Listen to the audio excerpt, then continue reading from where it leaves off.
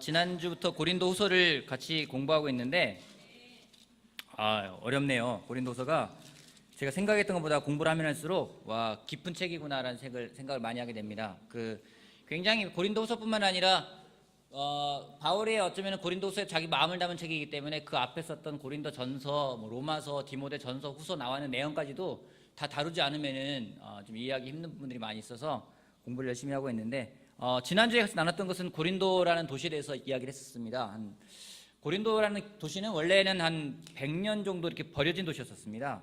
관심들이 없고 버려진 도시였는데 로마가 점령을 하면서 도시를 다시 새롭게 개발하고 활기를 띠게 되고 또 항구가 만들어지고 또 상권이 만들어지다 보니까 사람들이 많이 왕래하게 되고 도시가 이렇게 막 성장하면서 많은 사람들이 모여들기를 시작했던 지가 얼마 안 된 때에 바울이 간 거였습니다.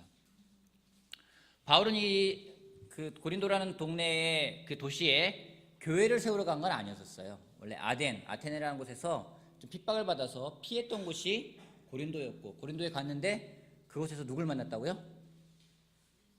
그래서 누굴 만났다고 했죠? 예, 아굴라, 브리스길라와 아굴라와 브리스길라. 아굴라가 남자입니다. 우리가 보통 브리스길라 아굴라 해가지고 브리스길라를 먼저 하는데 아굴라라는 사람 만나게 되고 그들과 같이 거기에서 한 1년 반 정도 무슨 일을 했죠? 그렇죠. 천막 만드는 일을 하면서 그곳에서 교회를 세우게 되었습니다. 당시에 고린도 교회라고 할 때 그 교회라는 것은 이러한 어떤 모임 장소를 만들어서 교회라고 한 건 아니고요. 가정에서 모였습니다. 그래서 고린도 지역에 가정에서 모이는 그런 모임들이 많았는데 그거를 딱 통틀어서 교회다라고 불렀게 됐던 거죠.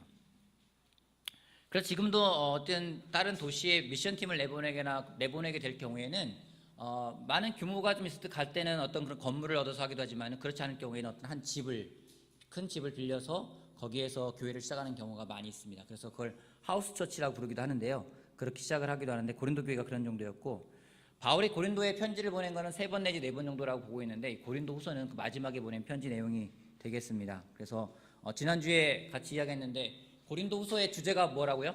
주제 위로라는 걸 같이 이야기했습니다. 고난이라는 것에 대해서 같이 이야기를 하면서 고난이 있지만 위로를 주는 것에 대해 의미를 했는데 여러분 고난이 주는 좋다고 말할까요? 고난이 주는 의미가 있습니다. 어떤 의미가 있죠? 고난이 우리에게 주는 어떤 의미가 있다면 어떤 게 있을까요?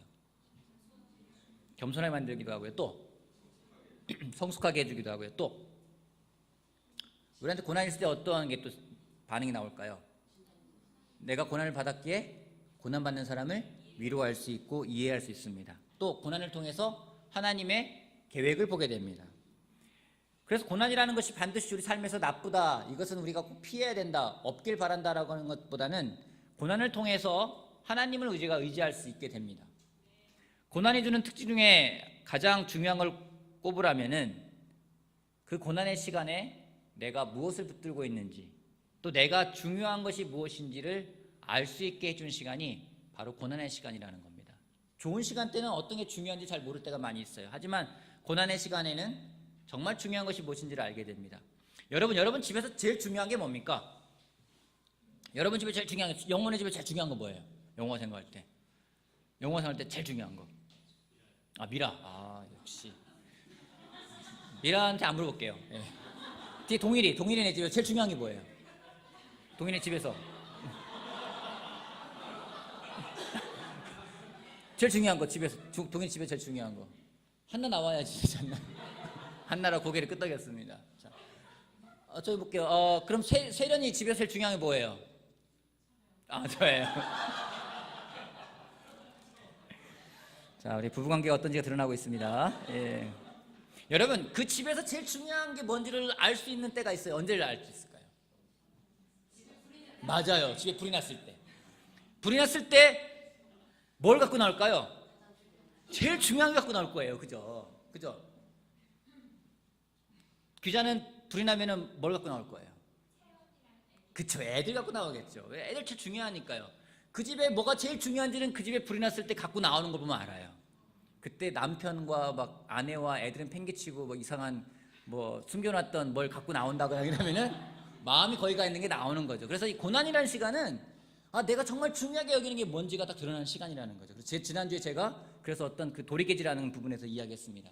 도리개가 정말 콩을 내려칠 때에 고통은 따르지만은 그때 진짜 콩이 나오는 것처럼 고난의 시간이라는 것이 꼭 우리한테 괴로운 시간, 회피할 시간, 그런 시간보다는 그 시간이 정말 하나님이 내가 뭘 중요하게 생각하는지를 드러나게끔 하는 시간이기 때문에 고난의 시간은 하나님이 또 우리를 사용하시는 시간이기도 한다라는 것을 우리가 지난주에 배웠습니다.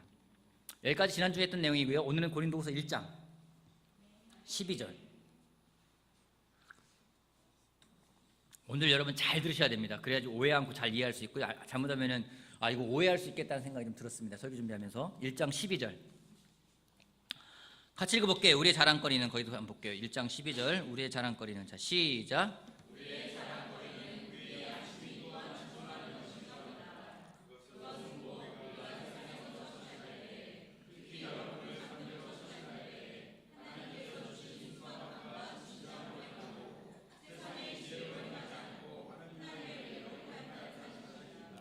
바울이 자랑거리가 하나 있는데 그것은 무엇인지 고린도 교회에 있는 형제 자매들을 대할 때 그가 순박함과 진실함으로 행했지 세상의 어떤 그런 지혜로 행하지 않았다는 것을 바울이 자랑거리라고 이야기를 하고 있어요.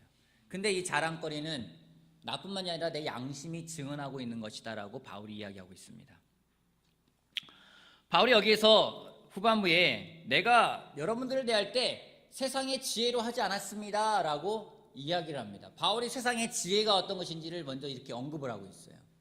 여러분, 바울이 세상의 지혜가 어떤 건지를 언급한 것은 고린도전서 1장에 보면은요, 1장 18절부터 2장 16절까지, 2장 끝절까지 그 긴 구간에다가 세상의 지혜가 어떤 건지, 또 하나님의 지혜가 어떤 건지 서로 비교하면서 기록해 놓은 부분이 있습니다.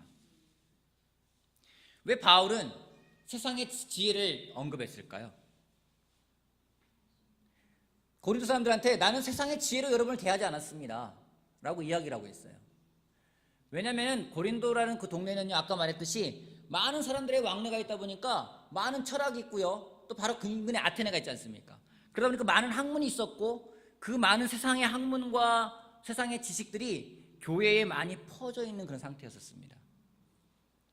그렇게 바울이 세상의 지혜로 하지 않았다라고, 나는 세상에서 하는 것과 달리 여러분을 대했다라고 이야기를 하고 있는 것입니다. 여러분, 세상적이라는 게 뭘까요? 그런 말 들어본 적 있습니까? 너는 세상적이야, 넌 너무 월들리해, 이런 말 쓰잖아요. 그죠? 세상적이라는 게 뭐예요? 어떤 게 세상적인 거예요? 세상의 가치를 주는 거. 미라는 뭐예요? 똑같은 말이네요. 세상의 가치를 준다.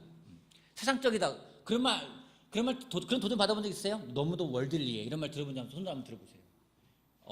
높이 들어보세요. 괜찮아요? 예, 괜찮아요? 자랑입니다. 괜찮습니다. 높이.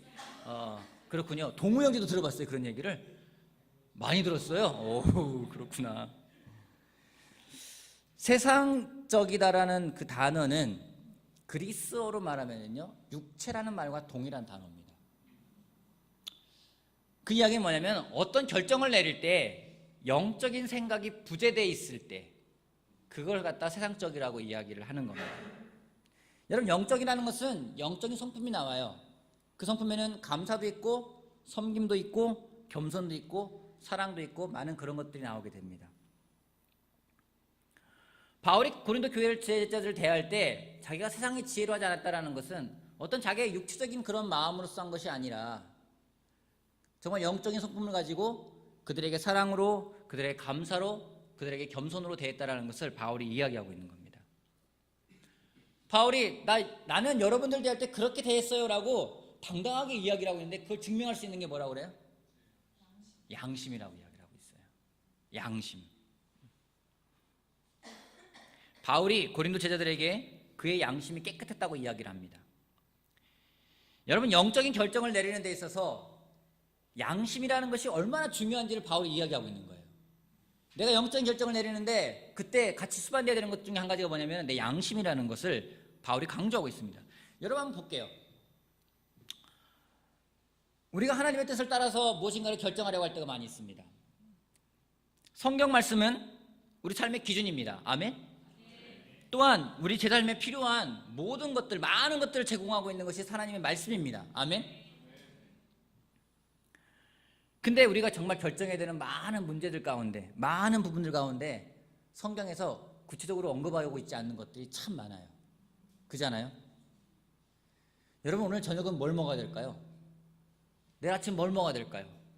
성경에 나와 있잖아요. 우리는 결정해야 될 거 아니에요. 내일 아침 뭐 먹을까 결정해야 될 거 아니에요. 그죠? 어떤 결정을 하면 영적인 결정이고 어떤 결정을 하면 육적인 결정일까요? 그거 우리 구분할 수 있나요? 또 여러분 어디 살아야 될까요? 어느 곳에 살아야지 영적인 선택이고 어느 곳에 살면 육적인 선택일까요? 부자 동네에 살면서 좋은 걸 누리면은 세상적인 거고 가난한 동네 살면서 열심히 살면은 영적인 건가요? 그렇게 구분할 수 있나요? 여러분 어느 직장에 들어가야지 영적인 직장이 되는 걸까요? 어느 대학에 들어가야 영적인 직장이 대학에 들어가는 걸까요? 여러분 돈을 얼마나 벌어야 될까요? 직장은 또 언제까지 다녀야 되나요? 60세까지 다니면 될까요? 정년 퇴임해야 될까요? 여러분 차는 어떤 차를 타야지 영적인 차를 타는 겁니까? 저는 영적인 차 하나를 발견했습니다. 제네시스, 창세기. 얼마나 놀라워요?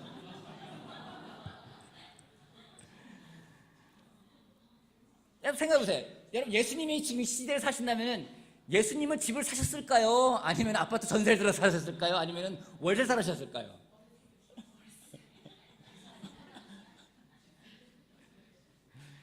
솔직히 우리는 살아가면서요 정말 많은 것들을 결정해야 됩니다. 근데 그것이 성경에 나와 있지가 않아요. 차라리 집을 다 살 때 니네는 집 사지 말아라 그러면 얼마나 좋아요. 그것도 아니에요. 집을 사라면 또 그것도 고민해 볼 문제예요. 그것도 아니에요. 많은 걸 결정해야 되는데 우리가 좀 전에 읽었던 그 말씀을 보게 되면은 그걸 통해 알 수 있는 건 궁극적으로 우리가 살아가면서 내리는 많은 결정은 우리의 양심을 따라서 결정해야 된다는 것을 우리가 알 수 있습니다. 바울이 고린도와의 관계에 있어서 고린도 교회와의 관계에 있어서 어떤 것은 좋은 결정이었고 어떤 결정은 그곳에 있는 제자들을 힘들게 하는 또 그들과의 갈등이 생기는 그런 결정도 있었습니다.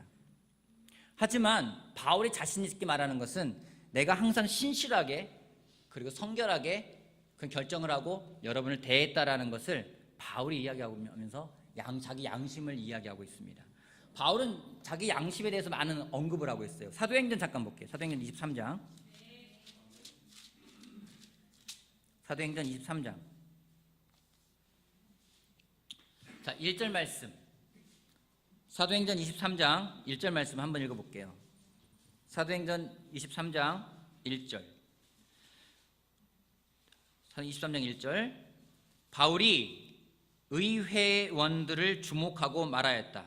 동포 여러분, 나는 이날까지 하나님 앞에서 오로지 바른 양심을 가지고 살아왔습니다. 많은 사람들에게 이야기해요.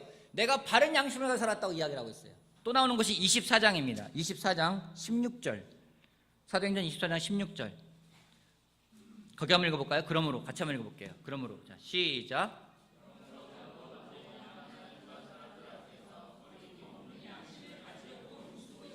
바울이 얘기 나는 언제 사람들과 하나님 앞에서 꺼리낌 없는 양심을 가지려고 힘쓰고 있다고 이야기를 하고 있습니다. 바울에게 있어서 양심이라는 것은 자신이 죄를 지었는지 죄를 짓지 않았는지 하나의 판단 기준이 된다는 거죠. 그렇기 때문에 양심에 걸린다. 죄를 지었을 확률이 참 크다라는 겁니다. 근데 제가 왜 확률이 크다라면 얘가 우리가 한 가지 고려할 것이 한 가지가 있어요. 그건 뭐냐면 고린도전서 8장입니다. 8장 볼게요. 고린도전서 8장. 자, 잘 따라오셔야 됩니다. 전서 8장. 8장에 보면은요, 우상에게 바쳤던 고기를 먹는 부분에 대해서 이야기를 하고 있습니다. 8장부터 보면은요, 7절. 그러나 누구에게나 다 지식이 있는 것은 아닙니다. 어떤 사람은 지금까지 우상을 섬기던 관습에 젖어 있어서 그들이 먹는 고기가 우상의 것인 줄로 여기면서 먹습니다. 그들의 양심이 약함으로 더럽혀지는 것입니다. 라고 나와 있어요. 무슨 얘기냐면 그 당시에 이방인들은요 우상에게 제사를 드렸던 그 고기를 먹으면은 어떻게 인식하고 있냐면은 내가 이 우상에게 바쳤던 고기를 먹으면 그 우상과 내가 결합된다라고 생각하고 있었던 거예요.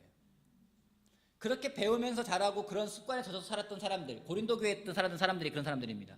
그들이 근데 어느 날 정말 성경 말씀을 공부하고 세례받고 그들이 제자가 됐어요. 그런데 성경 말씀이 뭐라 했습니까? 하나님 예수님 뭐라 했습니까? 모든 것이 다 깨끗하다고 했잖아요. 그죠? 그럼 뭐든지 마음대로 먹어도 된다고 했잖아요. 그 말씀을 가지고 뭘 먹든 상관없는데 예전에 그렇게 제사 지내면서 먹었던 고기들 이제는 먹을 수 있어요? 못 먹어요? 먹을 수 있어요. 그게 더러운 거예요? 안 더러운 거예요? 더럽지가 않은 거예요. 근데 그걸 먹으면서 찝찝해요? 안 찝찝해요? 찝찝해요. 예를 들어 저희 집에서는 제사를 드릴 때가 있습니다. 제가 제사를 드리면 옆에서 가만히 기도하고 서 있습니다. 그리고 밥을 줍니다. 그럼 제사밥을 먹을 때요, 제가 어떻게 먹잖아요. 그러면 야, 너는 목사인데 제사밥 먹냐? 그래요. 그럼 제가 어떻게 할까요? 안 먹어요. 그럼 새밥 주세요. 새밥 먹어요. 근데 아무도 말 안 해요. 그럼 제가 어떻게 해요? 맛있게 다 먹어요. 그죠? 저는 걸리지가 않아요. 근데 어떤 사람들은 세례를 받았지만은 또 예수님을 통해서 모든 깨끗하다는 걸 알았지만은 그 제사를 지내고 밥을 먹을 때 찝찝해요. 막 먹으면서 양심에 걸려요. 그럼 죄예요, 아니에요? 아니죠. 그게 죄예요. 먹는 게 왜 죄가 돼요? 죄가 아니잖아요. 근데 바울이 말한 거는 아까 말한 건 뭐냐면 양심에 걸릴 때는 난 양심에 걸린 행동을 하지 않는다라고 바울이 이야기하는데, 반대로 여기서 바울이 이야기하는 건 뭐냐면은 뭔가 아직은 내가 영적으로 어린 사람이기 때문에 예전에 갖고 있던 그런 풍습에 젖어가지고 양심에 꺼림직하게 되는 사람들도 있기 때문에 반드시 양심에 걸린다라고 해서 그것이 꼭 반드시 죄는 아니다라는 걸 이야기하고 있는 거예요. 8장 7절 볼게요. 8장 7절 다시 볼게요. 그러나 누구에게나 다 지식이 있는 것은 아닙니다. 어떤 사람들은 지금까지 우상을 섬기던 관습에 젖어 있어서 그들이 먹는 고기가 우상의 것인 줄로 여기면서 먹습니다. 그들의 양심이 약함으로 더럽혀지는 것입니다. 라고 아직은 양심에 걸린 사람이 있다라는 겁니다. 고린도전서 4장 볼게요. 4장. 고린도전서 4장.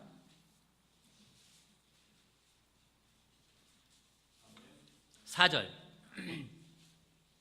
4장 4절. 한번 읽어볼게요. 천천히 한번 읽어볼게요.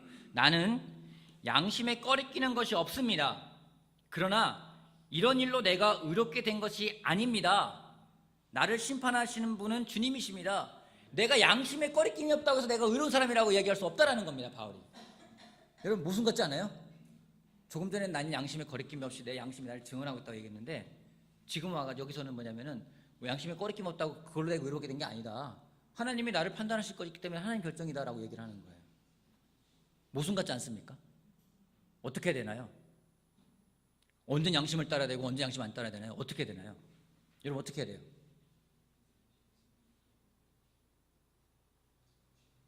어떻게 해야 돼요? 빨리 좀 해주세요. 여러분 하나님이 우리에게 양심이라는 굉장히 소중한 선물을 주셨습니다. 양심은 정말 하나님이 주신 선물이에요. 근데 양심을 주신 목적이 있습니다. 그 목적이 어디 나오는지 로마서에 나옵니다. 로마서 2장 볼게요. 로마서 2장. 로마서 2장 14절 말씀부터 15절까지. 로마서 2장 14절 15절. 율법을 가지지 않는 이방 사람이 사람의 본성을 따라 율법이 명하는 바를 행하면 그들은 율법을 가지고 있지 않아도 자기 자신이 자기에게 율법입니다. 그런 사람은 율법이 요구하는 일이 자기 마음에 적혀 있음을 드러내 보입니다. 그들의 양심도 이 사실을 증언합니다. 그들의 생각들이 서로 고발하기도 하고 변호하기도 합니다. 이야기가 뭐냐면요, 그런 거 있잖아요. 예수님 말씀 못 듣고 죽은 사람들은 어떻게 떼요? 이런 말 하잖아요. 그런 말 질문하잖아요, 그죠? 그런 질문 해본 적 없으십니까? 예수님 말씀 못 듣고 죽으면 억울하잖아요. 그냥 듣고 죽으면 구원받을 수 있는 기회가 없잖아요. 그런 사람들 어떻게 해요? 그래서 하나님 말씀하신 거예요. 양심으로 판단할 거라고요. 그 사람이 살아생전에 양심에 걸린 행동하지 않았다. 근데 걸렸다. 양심의 스스로에게 율법이라는 게 없어도 자기 양심의 스스로가 율법이 된다라고 이야기를 하는 겁니다. 그 기준이 생긴다라고 이야기를 하고 있는 거예요. 양심은요, 그렇기 때문에 우리를 고소하기도 하고 우리를 변호하기도 하고 또 우리를 증거하기도 합니다. 내가 믿고 있는 게 무엇인지에 대해서 증거를 하기도 하고요, 내 마음을 또 변호하기도 하고요, 또 나 스스로를 고소하기도 하는 것이 바로 양심의 역할이라는 겁니다. 그러기에 이 양심은 소중한 것인데, 이 양심이라는 것에 대해서 어떤 걸 결정할 때 정말 선한 양심으로서 그 마음을 지키며 결정한다는 것은 정말 성경을 기초로 연구하게 되는 거고요, 또 조언을 구하게 되는 거고요, 기도에 힘써서 구하고 택하면서 결정해 나가는 것들이 이 양심을 따라서 하는 것이라는 것을 우리가 알 수 있는 겁니다. 디모데전서 2장 볼게요. 4장 볼게요. 디모데전서 4장. 디모데전서 4장.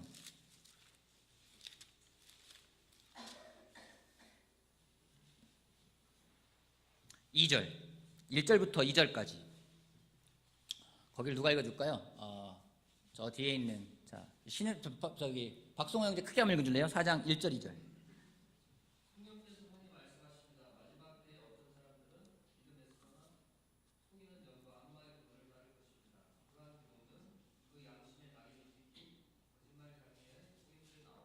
그렇죠. 성경은요 선한 양심이라는 것을 이야기합니다. 양심의 소리가 있습니다. 근데 여러분 그런 경험 있습니까? 양심에서 막 소리를 하는데 내가 막 거부해요. 그리고 양심에서 찔리지만 막 행동을 해요. 그리고 계속 해요. 또 해요. 그럼 나중에는 마비가 돼요. 그때는요 우리가 말하잖아요. 넌 양심에 가책 느끼지 않냐. 찔림이 없어요. 그럼 양심이라면은요 양심에 걸리지 않는다고 그 사람이 올바른 행동하는 걸까요?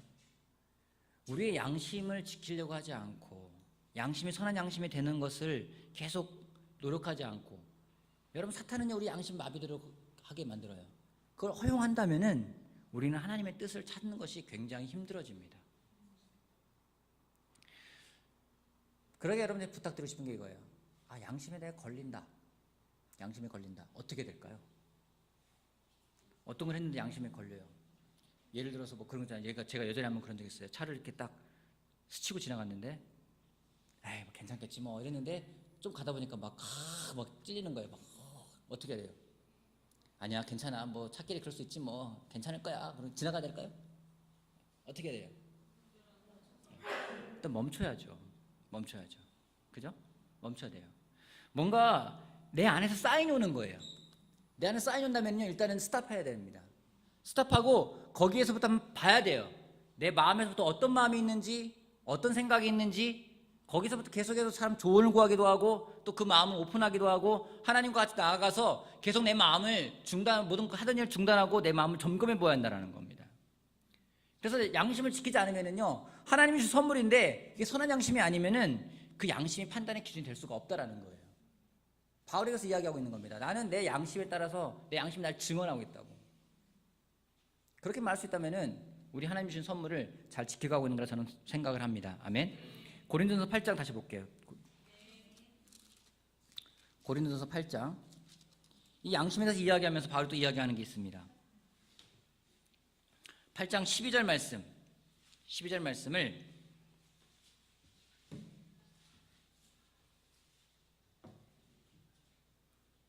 자, 그 송민호 형제가 한번 읽어 주실래요? 8장 12절.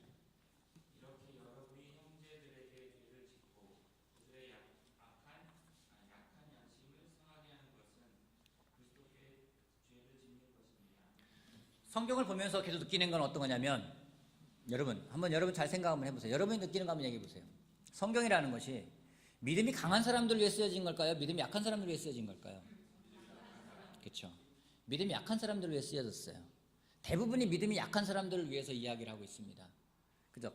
믿음이 강한 사람들한테도 성경이 이야기하는 것은 무엇인지 믿음이 약한 사람들 돌보는 것에 대해서 이야기를 하고 있습니다. 믿음이 강한 사람들에게 이 성경책에 나와 있는 것들 해가지고 여러분들 이렇게 된다라고 얘기하는 게 아니에요. 믿음이 약한 사람들을 계속해서 보호하고 있습니다. 약한 그런 믿음을 내비두면요 악해질 수 있다는 거죠. 하지만 도와주면 강해질 수가 있다는 겁니다. 그러게 성경은 믿음이 강한 사람들을 기준으로 쓴 책이 아니에요. 믿음이 약하고 그런 믿음을 어떻게 보호하면서 어떻게 키워가면서 강한 믿음이 될 수 있을지를 써놓은 것이 성경이라는 겁니다. 근데 그렇게 하기 위해서 가장 중요한 부분은 뭐냐면 우리가 서로가 서로의 양심을 보호하는 부분이 제일 중요하다는 겁니다. 여기서 말하는 게 그거예요. 이렇게 형제 자매들에게 죄를 짓고 그들의 약한 양심을 상하게 하는 것은 그리스도께 죄를 짓는 거라고 이야기를 하고 있습니다. 때로는 양심이 약한 마음을 갖고 있는 사람들이 있어요. 그 사람들을 잘 보호하고 돌보지 않으면은 그것은 그리스도께 죄를 짓는 거라고 성경이 이야기하고 있습니다. 다시 돌아가 볼게요. 고린도후서 1장 다시 돌아가 볼게요. 고린도서 1장 13절, 14절 말씀 제가 읽어볼게요. 우리는 지금 여러분이 읽고 이해할 수 있는 것만을 써서 보냅니다. 나는 여러분이 그것을 완전히 이해하기를 바랍니다.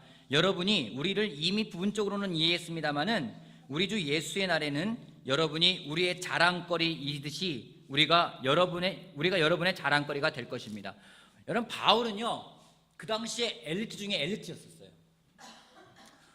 학자들이 하면 바울이 말할 수 있는 언어가 되게 많았다고 합니다. 기본적으로 우리가 알 수 있는 거는 그 사람은요 히브리어를 했어요. 그죠?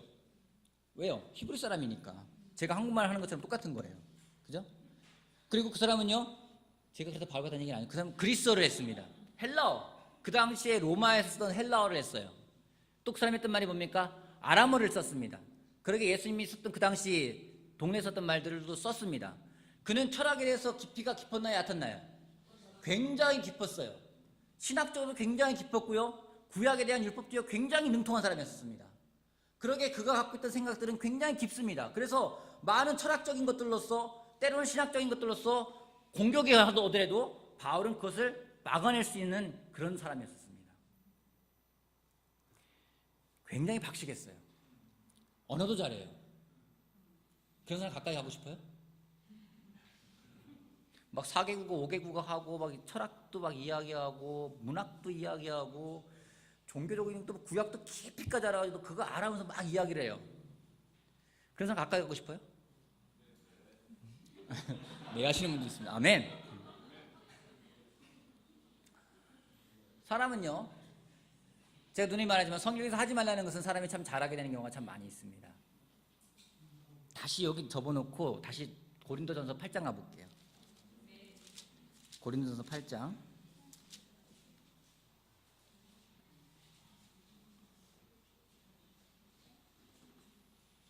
1절 말씀부터 보고 올게요. 자, 우상에게 바친 고기에 대하여 말하겠습니다. 우리 모두가 지식이 있는 줄로 알고 있습니다. 지식은 사람을 교만하게 하지만 사랑은 덕을 세웁니다. 자기가 무엇을 안다고 생각하는 사람은 아직도 그가 마땅히 알아야 할 방식대로 알지 못하는 사람입니다. 나는 알아하는 사람들에 대해서 이야기를 하고 있어요. 지식은 사람을 교만하게 한다고 이야기하고 있습니다. 여러분, 뭔가 많이 알아가면 알아갈수록 사람이 겸손해질까요? 교만해질까요? 교만해져요. 나 알아. 뭐 이야기하려면 나 알아. 제가 누구 만나서 이야기해도 나 그거 알아 그래요. 그럼 제가 말하다가 말을 할까요 말까요? 안 해요. 왜요? 안다는데 뭐라고 얘기를 해요. 그잖아요. 그런 사람 제가 보면서 되게 겸손하다 그런 생각을 할까요? 여러분, 그런 사람 만나면 되게 겸손하다, 정말 많이 한다, 놀랍다, 어떻게 알았어, 이런 생각 들까요? 아니에요. 많은 경우에 교만하다 느낄 때가 많이 있습니다. 바울은 자신이 가지고 있는 지식, 가지고 있는 생각, 그걸로 사람들을 깎아내리는 데 사용하지 않았습니다. 좀 전에 읽어보면 지식이라는 것에 대해서 바울이 가지고 있는 생각과 마음을 알 수가 있습니다. 여러분, 사랑이 없는 지식은요 굉장히 파괴적이에요. 그 파괴적인 강도가 무지하게 강합니다. 여러분, 가정에서도 알 겁니다. 남편이나 아내나 누가나 정말 더 지식이 월등해요. 사랑이 없어요. 또 아이들을 가르치는데 지식은 얼마나 엄마 아빠도 많겠죠. 사랑이 없어요. 그걸 가지고 아이를 막 해보세요. 어떻게 가는지. 파괴되겠다는 겁니다. 그러게 바울이 이야기했습니다. 고린도서 13장 8절에 13장에 보면은요, 46절에 보면은 사랑이 뭐와 함께 기뻐한대요? 사랑이 진리와 함께 기뻐한대요. 진리라는 것이 사랑을 만나지 않으면요 파괴적이 되기 쉬워요. 하지만 사랑이 진리를 만나고 진리가 사랑을 만나면 서로 기뻐할 수 있다라고 이야기를 하고 있습니다. 바울의 로마서를 보면은요, 그의 생각은 굉장히 깊은 사람입니다. 깊은 신학적인 문제를 다뤄야 할 때에도 저는 로마서 못 써요. 쓸 수가 없어요. 저는 정말 일장 못 쓸 것 같아요. 앞에 한 절 쓸 수 있을 것 같아요. 나는 누구다 쓸 수 있을 것 같아요. 나머지 못 쓸 것 같아요. 그렇게 유능하고 말 잘하고 똑똑하면은 그 지식으로서 뭘 할 건지, 교회를 세우고 교회에 힘을 실어주기 위해서 그가 가진 지식을 사용한 것을 우리가 알 수 있습니다. 그러기에 오늘 우리가 가지고 있는 지식들이 있어요. 여러분, 지식들 참 많습니다.